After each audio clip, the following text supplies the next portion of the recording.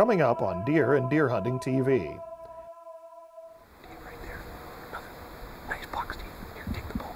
Take the bull. What we didn't show you last week on Vital Information was another deer coming to the same stand minutes after the first buck was shot.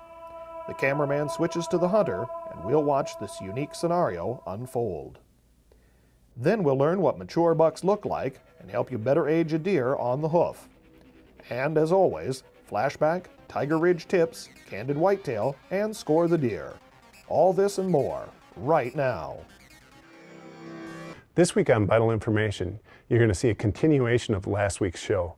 You're going to see Steve make a great shot on a buck that actually follows the same exact scent trail that Kurt's deer was following earlier last week.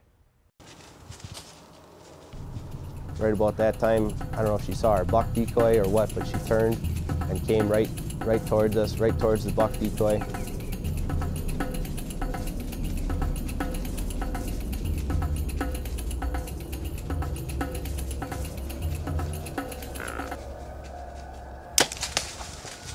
And I had a shot at him on the left side of the tree at 20 yards. Waited till he got past the tree so he was perfectly broadside and let him have it.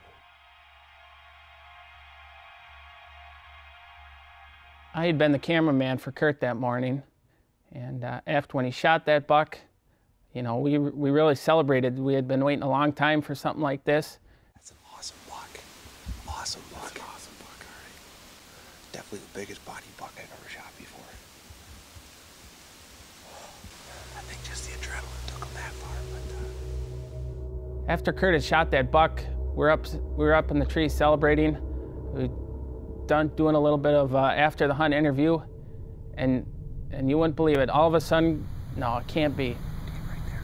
Another nice buck, Steve. Here, take the bull. Take the bull. And Kurt says, "Give me the camera." I'm like, "All right." He gives me his bow. That buck followed that same trail that the Kurt's buck came up. That doe was definitely in heat. He didn't stray 10 feet either side of where that doe and that buck came up earlier.